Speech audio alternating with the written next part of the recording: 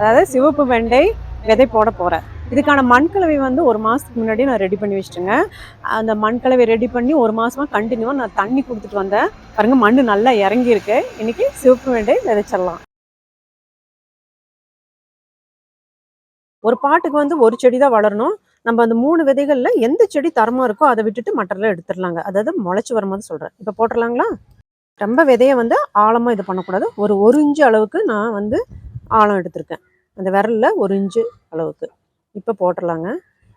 நல்ல ஒரு தரமான விதையை வந்து நான் சென்டர் பகுதியில் போடுறேன். போட்டாச்சு.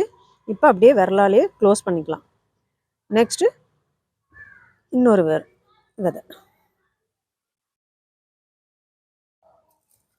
அப்படியே க்ளோஸ் பண்ணிக்கலாம். ஓகே, இப்போ 3 விதை போட்டாச்சுங்க. இப்போ நெக்ஸ்ட் பாட்டுக்கு போகலாம். இப்படி கொஞ்சம் ஸ்பேஸ் கொடுத்து இப்படியும் நம்ம எடுத்துக்கலாம். இப்போ விதைகளை போடலாம். 1 2 3 விதை போட்டு அப்படியே விரலால் க்ளோஸ் பண்ணிடலாம்.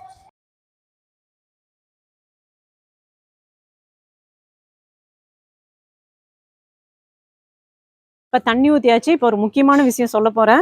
நிறச்சி நான் ஃபில் பண்ணி இந்த மண் பாருங்கள் எந்த அளவுக்கு பாருங்கள் கீழே இறங்கியிருக்கு பார்த்தீங்களா?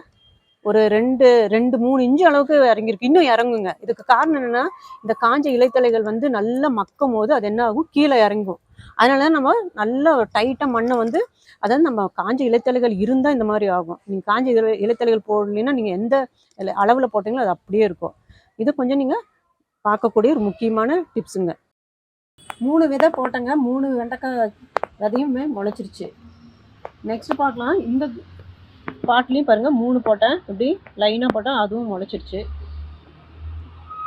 இதில் 3 போட்டதில் 2 வந்திருக்குங்க. கூட வந்து பாதாணிக்காய் வந்து முளைச்சிருக்கு. அந்த கம்போஸ்ட் நம்ம கலக்கி வைக்கும்போது.